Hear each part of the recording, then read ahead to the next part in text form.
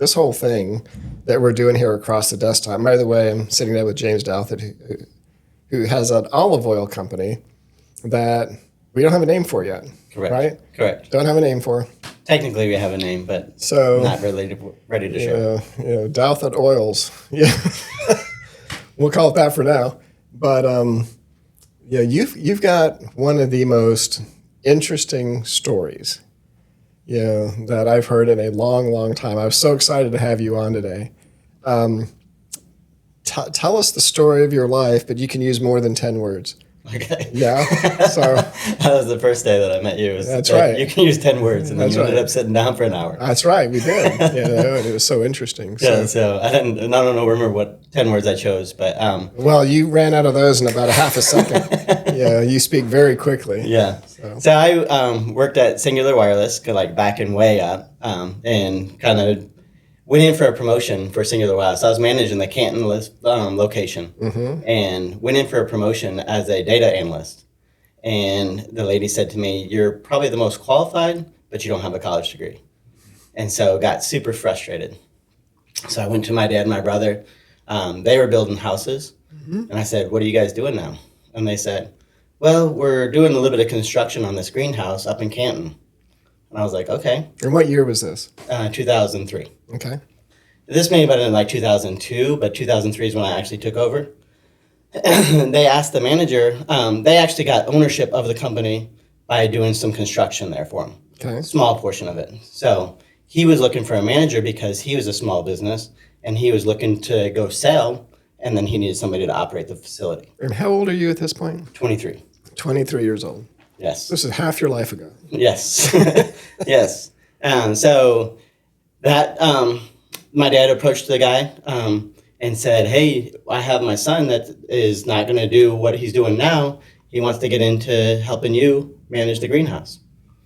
And his exact words was, "I don't want a young punk like you running the greenhouse." How big was this greenhouse? It was only 4,000 square foot. Okay. So it was relatively small. So 2-3 months went by, and then he finally said, "Let me try him out." And so I came in there, and for about a week, he showed me everything. I mean, obviously, it's a pretty small greenhouse. Showed me everything about the greenhouse, and then he said, "All right, you call me when you need me, and I'm going to go sell." And I was like, "Okay." And what were you growing? At that time, we were growing microgreens and basil. Okay. A little bit of basil. Okay. And I'll get into what microgreens were. But he said, "Call me when you're ready or when you need me, and I'll go sell."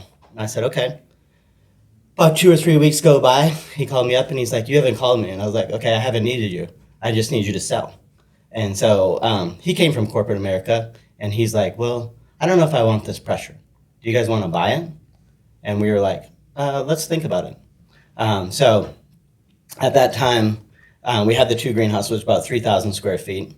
And before we closed on it, we actually had a greenhouse built by the time closing happened. And so we closed on it, and then we started growing microgreens and living basil. So microgreens are basically the cotyledon. So you seed a plant, 14 days later, this cotyledon leaves come out. And then the true leaf, whatever it is, like mustard or beets or whatever, comes out of the center. Yeah. And the cotyledon's like basically the brains of the plant. Yeah. And so at that point, right before that true leaf comes out, I harvested that, and then I sold it in pound clamshells to restaurants all across Atlanta. And so white tablecloth restaurant. And what did they use them for? So when you go to a white tablecloth restaurant, you have that beautiful steak or beautiful fish. Yeah. They have a garnishment that goes on top. So it was a garnish for them. Yeah. And so I basically used to tell people I used to get paid for people to shove my stuff off the side of the plate. But it actually adds a lot of flavor to it. Funny story about microgreens is we also, at that time when we started, we fed the homeless down in Atlanta every Tuesday. And so we had a boohoo of microgreens left over. Yeah. So I was like, we'll bring them down to the homeless and we'll feed it to them. So we Basically, made it's a salad. Yeah, we made a 4-ounce salad. We had, I think, hot dogs or chili or something with it. And all the homeless people, they said, "What is this? Yeah. Like, we don't want this. This is not good." But it had really good flavor. But we grew microgreens and we grew living basil. And so this was 2000. You got to tell me what living basil is, because Yeah, so this is it was hydroponically grown. Okay. And so we grew it in a water. little soil. Yeah. And then there's a little bit of soil, and it was basically an NFT. Yeah. So you drip at the top, and it flows down all the time, and then just dumps the nutrients through the thing, and then recycles it. Yeah. And that we kept that plug on there, and we put it into a sleeve and sold it to Whole Foods and Publix, Kroger, Ingles. We had a lot of the big grocery stores. So it's basically what you might buy at a greenhouse that they could go and do something with it. Yes. It was alive. Yeah, They could, and they could use it to use it like rate cut off and use it, Yeah. or you could plant it and then grow it out more. got it. And so Exactly what it meant. Living greens. Yes. Living basil. Okay. yeah, and so we were doing that at that time, and then that's when we bought it, and then I kind of took over as the manager, and my dad continued to build houses with my brother, and that's when I had the living basil, and I had the best quality basil that you could want in the product, and then the sales weren't there, and I was like, okay, what is wrong with the sales? So I hired a staff. My mom was actually part of the team, and so I went out on deliveries into Whole Foods, and so we delivered to their warehouse. I think 3 or 4 days a week, and so I got the nerve up. I was 23 years old, so just like nervous going into a grocery store because like you only have a couple chances. So I walked into the first grocery store, and I don't remember the guy's name, but I said, "Hey, I'm James Dault with Sweetwater Growers. Hey, I want to know how your living basil is doing." He looked at me and he said, "I hate this stuff. I wish they would stop sending it to me. The stuff just goes dead when I get it." And I said, "Okay, this is really good. This is good information. Yeah, this is great." And so I went, got in the truck. Obviously, 23, you just like got rocked because you're like, you want to be the savior and be like, "Hey, your stuff's the greatest thing I ever had in my whole life." And now my business is over. Yeah, exactly. So I'm driving home and I mean, that time in my life, there was not a time in my life that I was relied on God more than that. Because like he would open doors and it would be almost like you're not ready. And you'd be like, I want to get in that door. And they're like, "No, you're not ready." And then he would open that door. And so I was just driving and thinking, I was like, what's going on? I mean, I have the best product when it leaves the facility, but by the time it gets to the store, it just is not good. And so it kind of dawned on me that like the distribution is probably the problem. So I called the buyer and I said, "Hey, I want to just try something. I'm going to call all your stores and find out exactly what they need. I will document it all, and then when I deliver, I want you to deliver that night. I don't want it to sit in the warehouse ready for them to order. I'm going to deliver to you, and then you deliver right to the stores." And they're like, "Okay." And so did that, and like the first month, like sales just jumped, and it was getting like really, really big. It just caught on. And the Whole Foods in that time, 2004, 5-ish, they were starting to add a lot of stores in Atlanta. Yeah. And so I made it a point to actually kind of be part of those store openings so I could kind of get in with Whole Foods in a deeper level than just, "Hey, I'm just the basil grower." And so I'd help them do grand openings with their produce section and stuff like that. And then ended up getting a loan from them to add on 2 more greenhouses. And it was kind of a strategic loan, is like, okay, if my biggest customer has a finance with me, then they kind of have to buy from me. So it was kind of a strategic loan, and I needed to grow as well. And they were opening more stores in South Carolina and North Carolina. And so that really went well. And then we continued to go into Publix. We went into Kroger, and we went into Ingles. Publix was one of the first deliveries. I remember there was like 100 cases that they wanted. I had 2 delivery vans, and then so we couldn't fit it all in there. So the first order was like bigger than the 2 delivery vans. So we actually had it in my brother's pickup truck. And so I got to the warehouse, delivered the product first day. And the guy, I won't mention his name, but was really, really stern. And so I got back to the greenhouse. I mean, they were all high-fiving because we just delivered to Publix and super excited. And remember getting a phone call. Remember the name popping up. And I was like, I wonder what this is about. So I answered the phone and I was like, "Hey, this is James." And he's like, "Why did you deliver me 99 cases? And I was like, "What?" And he's like, "You shorted me 1 case on your first delivery." And I was like, holy cow. I'm surprised how we did it, but we messed up somehow. But that like really kind of emphasized like, it doesn't matter how big you think you are, you better execute when you're supposed to execute. So that kind of... So you brought him 2 cases? No, I did not. No, he said you can't deliver it. Because I offered to do that. But he's like, no, just don't mess up again. It was kind of what he said. And I was like, okay, yes, sir. Yeah. And so moved on from there. And then I don't remember years or not, but 2008, 2009, we got a downy mildew. It was a disease that kind of wrecked the greenhouse.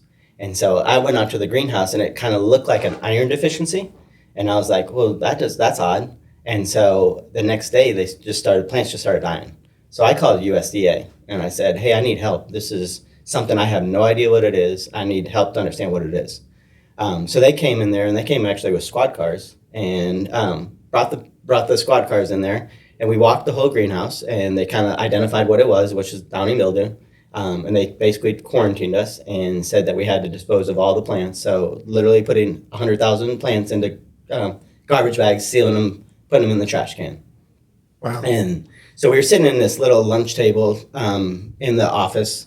Contemplating your life choices? No, with the USDA. And there was the USDA and then the cops were there. And so we had a kind of relationship at this point with the USDA. It's been like 3 or 4 hours they spent there. And we kind of looked at them, and my dad and I were there, and we said, okay, we understand why you're here because we asked you to come. But why are the cops here? And they're like, well, we heard that you were hostile people. And I was like, hostile people? Where did you hear that? We asked for help and not like that. And I don't know if it had to do with the quarantine or like because they kind of knew what was going to happen. And so that disease was caused by the moisture. So it's kind of like in the spring and then the fall where you kind of have that, you don't need fans, you don't need heat. Yeah. And so that little transition time, I kind of like... Not moving the air like maybe you should. Exactly. Yeah. And it's like your basement, you have that moisture in there, you get the disease, and it just wipes it out. So that was in the spring that we got that disease. In the fall, we got that same exact disease. And we were basically running the greenhouse basically on a thermostat, those little old-time thermostat. And so... Dad being in construction, we asked a heating and air guy to come in, and we actually wrote a program to control vapor pressure deficit. And that was basically a combination of heat, or the temperature and humidity. Yeah. And so there was a certain threshold that you had to get over where disease wouldn't grow. And so we were kind of running the greenhouse on that. And so we had a whole cycle of like, if it was cold outside and it was too you can't run the fans, we would run it for just a little bit just to change the air and then heat that air up. Yeah. And then that would keep that vapor pressure deficit up. And was this novel in the industry at the time? Yeah, we were like, we called somebody in New York and they were like 7th. They were like, you're like the 7th in the country to get it. And it almost felt like that it swooped from the East Coast to the West Coast. And then several months later, I got a call from the UK that said they had the same disease. And so they asked me to come over there and help them out to kind of understand what it was and how they can treat it. Yeah. But it can wreck a crop really, really fast. Sure. And so that really took a hit to the company. And then in the same time when that housing market crashed, Dad and Scott were building houses. Yeah. And that kind of did not succeed. So they lost some houses. Yes. Yeah. And so they kind of came to the greenhouse and were like, hey, we're here to help out because, I mean, we're owners of this and we're going to make it go. And so working with family can be difficult at times. But we kind of went through it. And then another big event that happened was it was a greenhouse up in Tennessee that grew lettuce. And I had a competitor up in Athens. And that competitor was growing primarily lettuce. And what, were you growing lettuce at this time? No, I grew very small. Yeah, just herbs. Okay. I just did mainly herbs. Yeah. We dabbled in lettuce, but nothing for there. And we actually, when that housing market crashed, that instantaneously took microgreens out because white tablecloth restaurants, right. I mean, it was more struggling. Yes. And so that took that out pretty fast. And then Living Basil actually kicked off because everybody was trying to be creative at home with cooking. Mm-hmm. And so they're like, hey, we need more herbs. Yeah. And so that kind of made that business go up. Microgreens kind of went down. And now I had 2 other employees that came in. And so we're trying to make this thing go.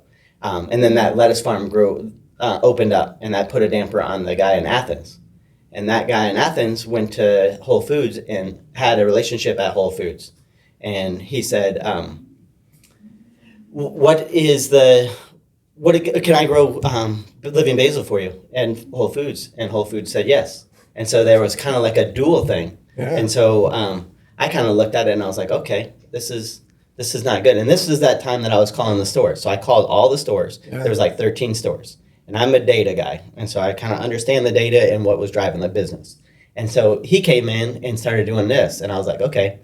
And so when he came in, it could have took a hit on my business because we were splitting it 50-50. And so then I kind of was thinking during the delivery again, I was like, what can I do to just differentiate myself?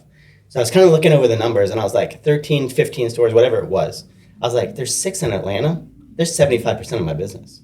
So I went out and got a delivery van and I started delivering DSD to the stores, direct store delivery, directly to their warehouse. So then I called the stores and I delivered to them Tuesdays and Thursdays. But prior to that, Whole Foods told me I couldn't call the stores anymore because it wasn't fair to the competitor. And I was like, I remember saying, like, he doesn't have a phone. You can't call the stores?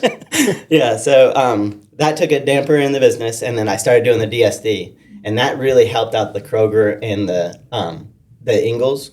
Not so much Publix wouldn't let me do it, but DSD. So I would go to Whole Foods. And this was all just in Atlanta at that point. Yes. Yeah. Yeah, most of the DSD was in Atlanta. We got into a little bit into South Carolina, into Tennessee because of the disease, but I can get into that in just a second. But so we were direct store delivering, and then the Krogers and the Ingles were almost like across the street from each other. And so when you're delivering, it's all about windshield time. And so we would go Kroger, Ingles, Whole Foods, and then Whole Foods would be 3 or 4 times the size, but you would still get 2 other stops that you could get some sales out of. Yeah. And so that was really going well. I mean, that actually increased it because then I took the distribution completely out of it. So I had the freshest product out there. And then Whole Foods called me. They're like, you got to stop DSD. And I was like, what are you talking about? And they're like, well, it's not fair to the competitor. And I said, he can't get a van. And so that really took a hit again to my business. And so still kind of struggling, but still doing Kroger and Ingles. And then that disease, like that fall disease, I mean, I had no basil to sell to my customers. Yeah. There was a new farm coming up in Bowersville. So this was in Canton, Georgia. Yeah. And there was a farm in Bowersville that was a competitor. And I literally called them up and I said, hey, listen, you could wipe me out, but I'm asking for a second chance. Let me buy your plants, and then I'll sell them to my customers, and then so I can live to fight another day. He said yes, and so I bought some plants from him. Why do you think he would say yes to that? I don't know. I mean, I don't know exactly because he was, I don't know if he was prepared to go after my customers, or maybe it was the shock that I called and like put it that bluntly. Yeah. But we ended up partnering with him, and I ended up buying him out, and we took over those greenhouses. Yeah. And so we were selling and moving forward and kind of chucking along, but we took on too much loan. We took on too much debt. Yeah. And so it was struggle with the 2 extra people at the greenhouse. So it was just kind of like couldn't really get anywhere. It was hand to mouth, wasn't it? Yeah. Yes, yeah. Yeah. And so the cash flow was very difficult. I think we had $1.2 million loan. I actually had to get a term life insurance because of that, just because they wanted a guarantor. If something happened to me, then they would be covered. And so so we actually started trying to go into potted herbs. So we were NFT, nutrient film technique, I think is what it stands for. But that's that basically drip system. And so I actually went over to the UK and I saw ebb and flow. And ebb and flow is basically just flat tables and you fill them up and then they drain out. And so I was like, well, we could do potted herbs, like, because you had the living basil, which was the plug, which was like maybe a 2-inch by like a 2-inch tall plug. And that would actually not retain water very well. So it would dry out really fast in the shelves. And so I was like, we could do potted herbs. And there was a company called Shenandoah Growers that was in Virginia. And so they had a big customer. And I actually went into their customer and actually was able to get that contract for potted herbs. But I didn't have the system to grow it in. And so I started to have to raise money. And so I called the company that I bought herbs from for another reason, for wholesale, which is like the grocery stores, or not the grocery stores, the restaurants. Yeah. And so I called them and I was like, hey, I have an opportunity, but I need money. And they're like, okay, we can help you. And so we started revamping the whole greenhouse in Bowersville to an ebb and flow. And so my dad and I actually went out there and built it all, took everything out, and we built everything back in, and we were able to start selling herbs. Then that basically stemmed to, I was with that company in California, and there was a CEO there that actually transitioned and called me the day before like closing or really close to that. And he's like, hey, don't do that. I'm going to a new company. And it was a company out of Washington State. And so I merged with them. They basically took over the loan and relieved my debt. I didn't get any money or cash, but we were able to get jobs. And so we started working over there and stayed with them. So you went from owning this thing to now working for this company. Working for this company, But now the debt's wiped out. The debt's wiped out. And I was running the Southeast, and we started doing the little packaged herbs. That company, which is Herbco and Shenandoah Growers, actually had a national contract for Kroger that they did. They basically were not the same company, but they had a alliance that they would sell all to Kroger. And Kroger had all the herbs in everywhere. Which is the largest grocery store company in the world. Yes. Because they also have Safeway. Yes. They have Harris Teeter, I think there's Ralph's. Ralph's, yeah. And so they had that contract, and nobody could get into Atlanta because of Sweetwater Growers. And so we kind of like stood on that as like we had such a good relationship with Kroger in Atlanta that they couldn't come in there. And so we ended up merging with Herbco. And then Herbco, like 3 or 4 years later, shows up at our door. And I mean, we were basically hands off. He had 5 or 6 locations, but he would basically, hey, Atlanta's got it. James and Dennis and Scott, my dad and my brother, said, they have it. We don't need to go over there. But then they showed up and they're like, let's go to Cracker Barrel. And so they come to Cracker Barrel and they're like, we're going to be selling out. And so they sold out to Shenandoah Growers. And then, so at that point, I mean, we kind of had a packing facility, and then Shenandoah had a packing facility in Atlanta. And so we started kind of doing these talks, and then my dad moved down to Atlanta to run that facility, and he did not like that. My brother moved into sales, and then I didn't know what I was going to do. I mean, I did data for Herbco, and then I'm assuming this $100 million company has a data guy. And so they did not. And so I started getting into data. And then that's where it kind of like stemmed on. And then that Shenandoah switched into a company called Solely. And then we got into controlled environment ags. And then that's where... You had told me then they started bringing in some guys from like Amazon and from another Starbucks. Yeah, another and guy. I mean, we brought in a lot of degrees. So the owner, I didn't have any back to the whole degree thing again, right? Yeah, I didn't have a degree. Are we bitter, James? No. But and they came in and they knew how the company was going to run. They had it, and I remember the new CEO. The founder of it, the board kind of not gave an ultimatum, but they kind of said, hey, you should think about bringing in a big hitter so we can raise money. And so that's kind of what they did. And I remember the guy's like first day on it, he said that we are going to be the new Netflix. And so of herbs. And that was kind of his motto. And I mean, not to spoil it, and I don't know, I probably shouldn't say this, but I think we became the new Blockbuster. Not the same thing. So it was super stressful. We were doing this controlled environment ag. It was supposed to do a bunch of pounds. It wasn't really producing what we thought it was going to produce. And what was your burn rate monthly? It was high. I mean, it was in the millions. Okay. Yeah. I mean, it was. So your expenses are in the millions. Yes. And up to that point, you were bringing in the millions plus something. Yes. And they came in and what? Yeah, I mean, that's where it became not customer focused. And it felt like it was very much like the customer is going to need us. We don't need the customer. And that like mentality is like not what Sweetwater ran on. That's not what Herbco ran on. That's not what Shenandoah ran on. That's suicidal. And it was we kind of started. We were able to get customers, but we were losing customers. I mean, customers that we had for years and years and years.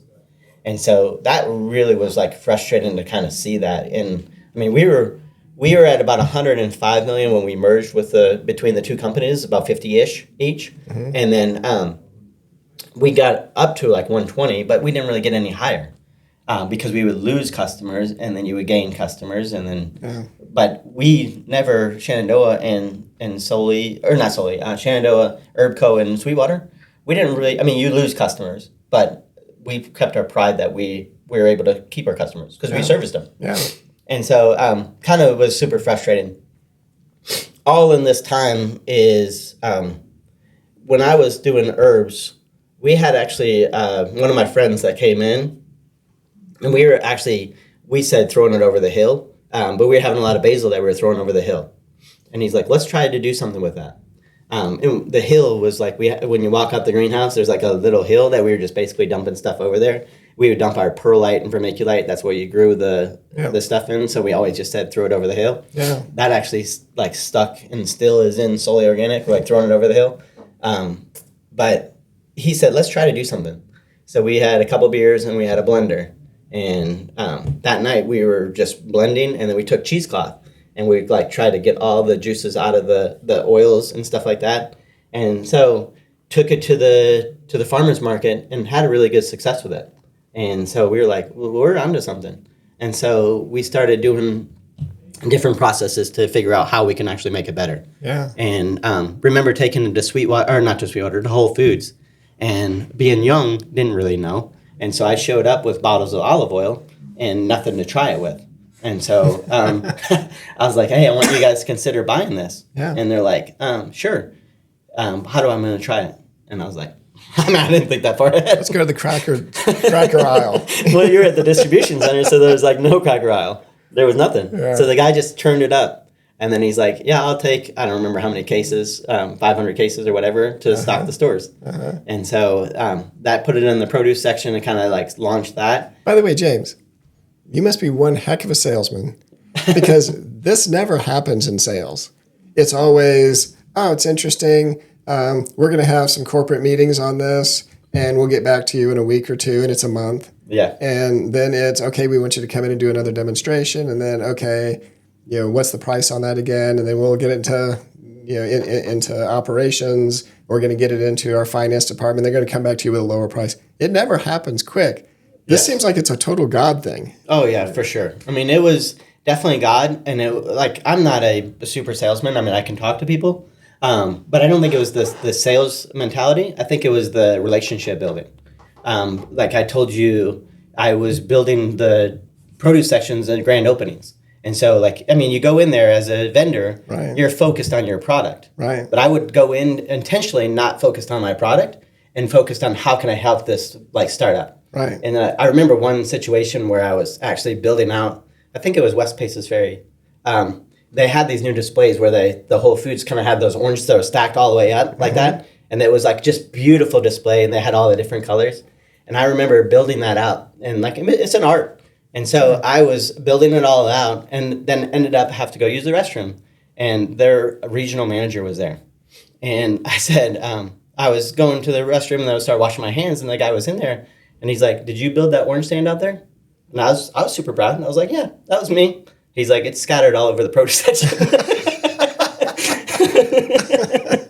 And I was like, oh my gosh. So there was an art, and yeah, I failed at the art. And it fell. Yeah. But that was that relationships that you had. And I would go in and I would bring stuff to them and just kind of make it as personal as I could. And I think that's the reason. I mean, even at the, after they got the oils in there, I had them over to my dad's house, and we built out chicken, and we had a whole thing with all the oils on there, all displayed on there. We had a poker game. We had drinks over there. Somebody had too much tequila. And I mean, it was a party. We would want them to be part of our lives. We wanted to build them together. Yeah. And it was very much that until that company out of Athens kind of came in, and then it felt like that. Not that kind of went away. So when these corporate guys from other companies came in, you told me that the degrees got involved. The degrees got in the way, basically. Mm-hmm. This is what we learned in business school, so this is what we're going to do it. But you knew that wasn't going to work. Yeah, it was basically the controlled environment ag. I mean, it was a situation where when you're growing plants, the plants have to have shoulder room. And so I would say, I don't know, my eyes are so watery. Yeah. But I would say orange is falling like that makes me cry too. I think about all the work. Yeah. So in growing, it's all about pounds per square foot. And so when you're growing in these controlled environment ags, it's all about like what you can produce for pounds. When you have this building is a perfect example. This building is going to cost you X. Yep. Now, how many people you can get in this building and how many rent can you do is what's going to dictate how well you do. Right. And so that was what I focused on, and the quality and the skinniness of the plants was ridiculous. And I mean, I'm not a grower, but I did have a greenhouse, and I'm not a licensed, or I don't have a degree again, but I know exactly what the plant needed. And I kind of kept on telling them, I said, hey, the plants are too close. You're just growing not pine trees.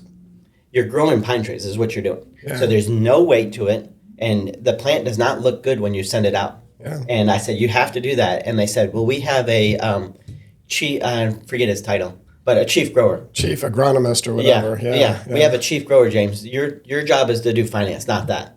And so I was very vocal. I very much spoke out. And that was, got me in trouble in corporate world. But I was like, you're doing it wrong, even with vapor pressure deficit, because we were running on temperature and not really figuring out the humidity. And I was like, you need to be running these things on vapor pressure deficit. And they're like, well, James, you don't know. You don't have a degree in that, so you do what you do. Yeah. I didn't have a degree in finance either, so. But they needed somebody to make the numbers, and that's what I did well at. So, and I kept on saying it, and finally, a year and a half later, they double spaced it, which kind of, even in Texas, we had a customer, HEB, that complained. They said, your plants are too skinny, like they don't look good. So you need to do something. And so I spoke with that for like a year and a half, 2 years.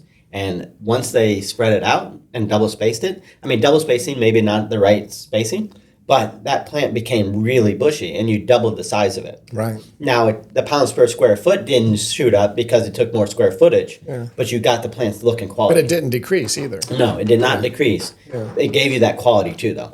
And that's what you really need to sell on is that quality. Yeah. And so that kind of stemmed a lot of things, and just got super frustrated with it, and then ended up putting in my notice. We went through another acquisition with another company that was into CEA, and they came in as like, hey, we're the saviors, and we're going to save you guys because you guys are losing so much money. But looking at their finances, they're losing exactly the same amount of money with the other quarter of the sales. So they came in with egos. So they didn't have degrees, they just had egos. And they came in like, we're the best and we're going to figure it out. And so I just kind of like washed my hands of it. When was this? When did you walk away? November 28th. Last year? Yes. We're talking 6 months ago. Yeah.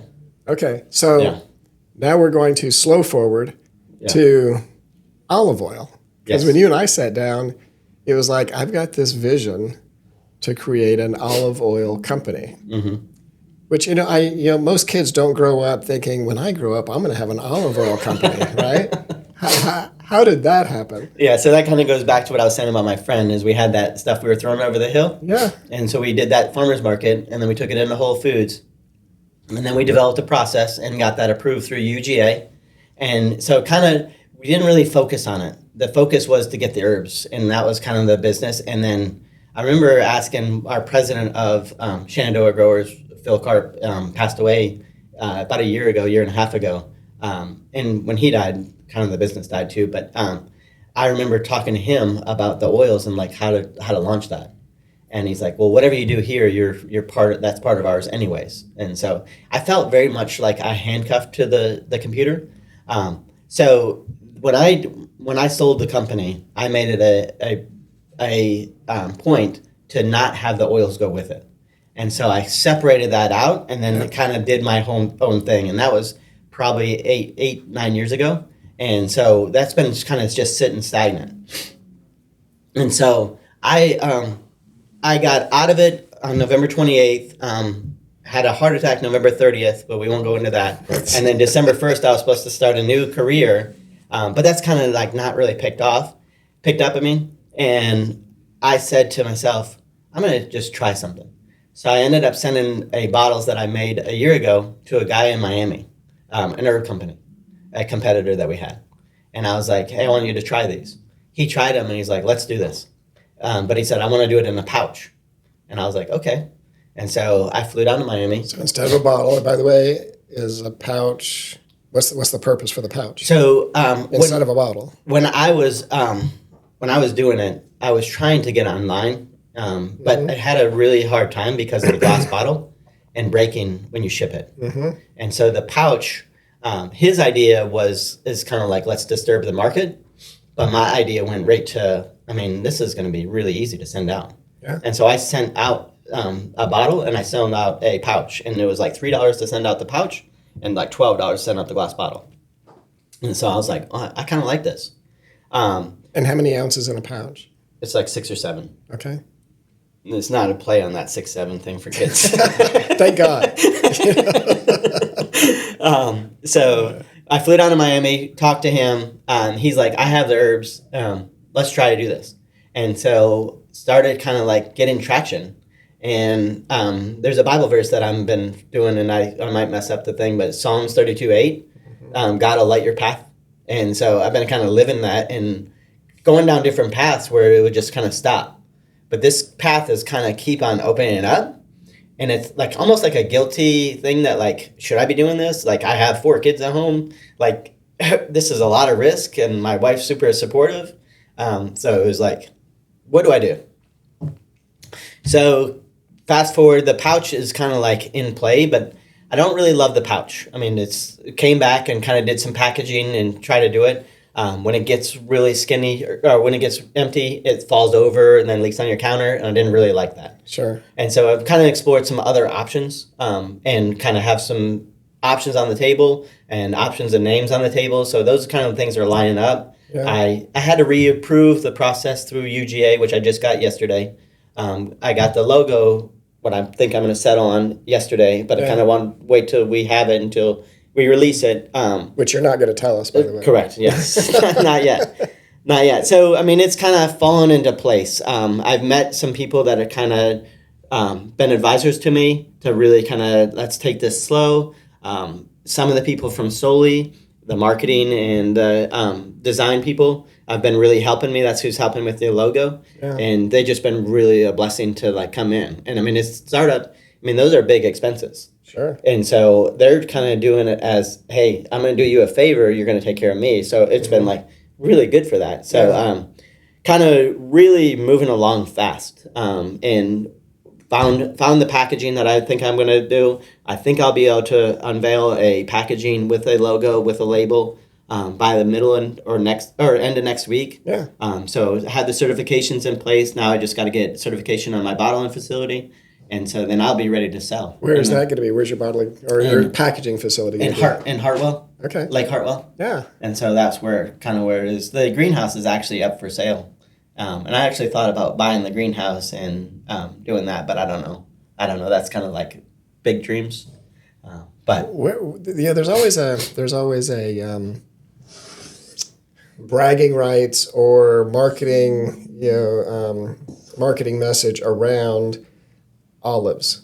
Where did the olives come from? You're talking about olive oil that comes straight from Italy. Yeah. Grown on the slopes of Yeah. So that's kind of what sets me apart from different olive oil companies.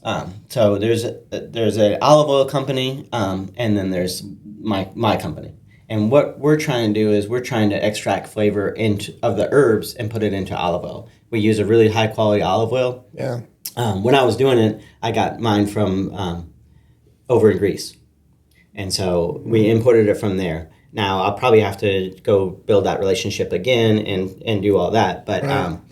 So basically, you're creating an infused olive oil. Yes. Yeah. With herbs that you've been involved with for 20 years. Yes. Yep. And then we add garlic, and then we add a lemon juice. And so there's only 4 ingredients. So lemon juice, the herb, and then fresh garlic, and then the olive oil. Yeah. And so the olive oil, so those companies that are olive oil companies, they're basically, if they want a new SKU, I'll just put a little bit of basil essence into the basil or to the oil, and then I'll call it an infused oil. But that flavor doesn't translate. And so what I'm trying to do is really focus on the herb with a high quality olive oil. Yeah. And so you can actually appreciate the freshness of the herb. Yeah. And so when somebody tastes it, they're like, wow, this is so fresh. And so that's the kind of reaction that I'm looking for, and that's the kind of reaction that I've been getting, like as I've been sending out samples to different people. Well, you gave us a bottle, and we're almost through it. I know. We started about a week ago, and we kind of put it on everything. That's actually why I'm here. I wanted to collect some money to get That's the next what it bottle. was. Yeah. Well, I'm going to give you a marketing report instead. It's like cocaine. You just get a little dab, and then you want a lot. So that is kind of the differentiator, is that I want the freshness of the herbs into the olive oil. Yeah. So what is the long-term plan? I don't know. That's what God's like opening up doors. But I would really want to push this out into online and really get a good following, and then release it into some retail stores. Do you want to do it as like a subscription type basis, or I haven't moved that. every 2 weeks you get a new olive oil until you tell us to I don't stop? know. Yeah, I don't know. That's kind of what I've been trying to talk to people, is what they're using it for, and then how much they're using. Mm-hmm. And so how much do you actually use? I mean, I gave yours like a month ago, and you're out of it, and they're in that. Well, I think that was but it's funny. We brought it home, and we put it next to our other olive oils, mm-hmm. and then for the last 2 weeks, before last week, we were traveling so much, we weren't cooking at home. Okay. And so it was literally a week ago that we kind of had this 3 or 4 day stretch where we were cooking at home, and I love cooking with olive oil. And so we used yours because the flavor was so tremendous. It wasn't just olive oil. It had, like you said, it had more of a richness to it, and it had the flavors that just pure olive oil doesn't have. So we're almost out of it, and it was a week ago. Okay. So and that's the interesting part, is like some people will fly through it, and then some people will do there. And I think the recipes, I mean, I've talked to one of my friends that I coach with. He called me on Tuesday. This is our first week that we didn't have practice, and he's like, hey, since I don't have practice tonight, I'm making some stuff. And so he made a chicken. He marinated a chicken and used a half a cup in it. And he's like, he used garlic rosemary, and he said, this is absolutely amazing. Sure. And then I talked to another lady at a soccer field for the high school game, and I gave it to some lady, and she made Kahlua cupcakes. And with the garlic red pepper, which was spicy. And so she took it to a party, and she said it was a hit. Sure. So I can't wait to try the cupcakes, because that would be amazing, hot cupcakes. Right. So, question: as you started down this journey, and it's 5-6 months old, really. I mean, you did some stuff with it 8-9 years ago, right? But you're 5-6 months into this. What has been your biggest success? And then I want to ask you, what do you think has been your biggest setback in this process? Because again, you're not walking yet. You're infancy stages of this business. Mm-hmm. So what do you think has been your biggest success? A win where you just went, this was a great day. I think yesterday was probably the biggest day. I mean, obviously the flavors and kind of moving that, but that was a big day yesterday, because I got the approval letter and kind of unveiled the logo to a couple of people. Yeah. And so I really, we had a celebration last night, and it felt good to kind of get there, that win. I feel like you're making progress. Yes. Like this got over a hump. Yes. Now we're ready to rock. Yeah, and I think that name is kind of What really, name was that? I can't tell you. You're consistent. But I think that's been my biggest challenge as well, is coming up with that name. Yeah. It's hard, isn't it? Yes. It's really hard work. Yeah. Sweetwater Growers, I don't know for people that know it, that logo, I don't know if you've seen it, but it was very like mountains, and it had a valley, and there was leaves that were in the valley, and then there was a sun, and it was very, very beautiful, but it just made it very hard for marketing, because there's so many colors. Yeah, you can't say Sweetwater because the beer. And then Sweetwater Growers is there. And actually, we started the same year as that brewing company. Yeah. And their font is not that too far off. Yeah. But it's such an in-depth logo. And that's where I had the struggle, is branding this.